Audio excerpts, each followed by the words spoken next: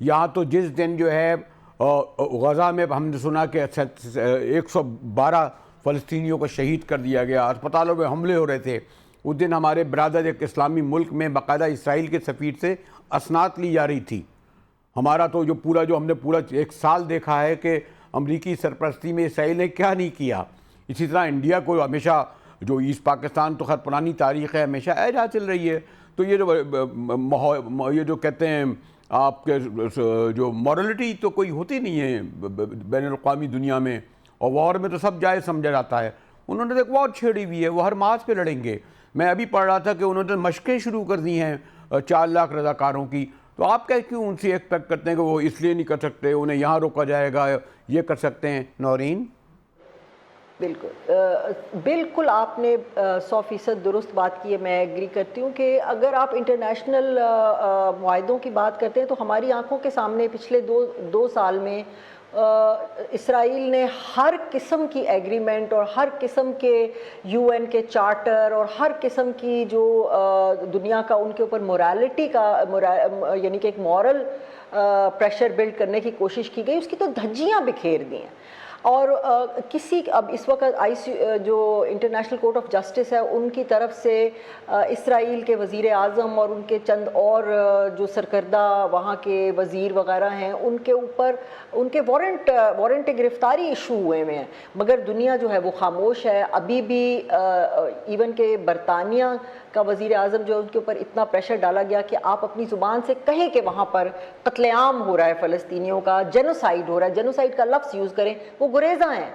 तो ये कहना कि इंडिया किसी इस वजह से रुकेगा कि पाकिस्तान के साथ उनका कोई 1960 में मुआहिदा हुआ था और उसकी पासदारी करेंगे और वो इंटरनेशनल है और वर्ल्ड बैंक उसमें गारंटर बना था, ये बात की बातें हैं।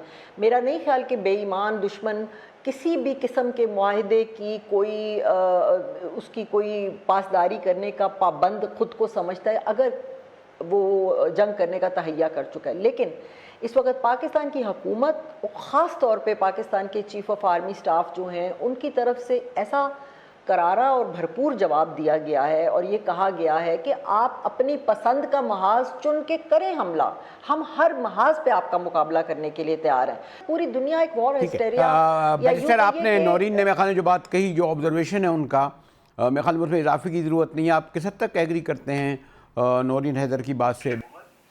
मेरे ख्याल में वो ठीक कह रही हैं, बिल्कुल ठीक कह रही हैं कि अगर वो इंटरनेशनल लॉ को नहीं मानते और इंटरनेशनल मोरालिटी को भी नहीं मानते तो ये जो भी इंटरनेशनल एग्रीमेंट्स हैं वो दूसरों पर कैसे जो है वो आप इम्पोज कर सकते हैं।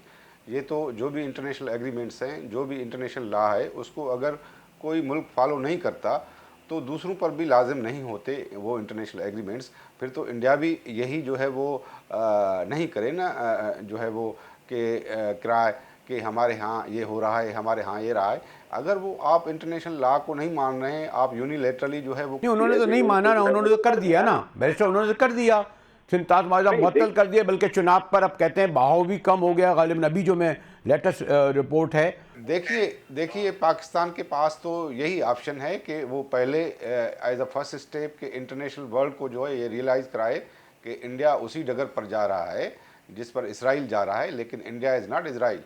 और वो पाकिस्तान के हवाले से जो उनकी पॉलिसी रही है, लेकिन हाँ, इंडिया जो है इसराइल से ज़्यादा ख़तरनाक है हमारे नुक्ते नज़र से, क्योंकि हमारा कोई बॉर्डर नहीं मिलता, हमारा कोई बराबर जंग नहीं है उनसे। जी देखिए, इजराइल का इशू और इंडिया का इशू थोड़ा डिफरेंट है। और इंडिया अपने आप को जो पोस्चर देता है वर्ल्ड में, वो देता है कि मैं दुनिया की सबसे बड़ी डेमोक्रेसी हूँ और मैं दुनिया की सबसे बड़ी इकनॉमी होने जा रहा हूँ। और ये जो पोस्चर्स हैं उसके इन कंसोनेंस विद जो है वो इंटरनेशनल लॉ नहीं है, इन कंसोनेंस विद रीजनल फैक्ट्स नहीं है। और वो जो पोस्चर इंटरनेशनल वर्ल्ड को देता है, वही स्ट्रेंथ वो अपने आप की समझता है, लेकिन वो उसकी स्ट्रेंथ नहीं रही, क्योंकि इंडिया ने जो अभी यूनिलेटरल एक्शन लिए हैं और जो वो जंग कर रहा है रात दिन, और पाकिस्तान को जो है वो थ्रेट दे रहा है कि हम जंग करेंगे।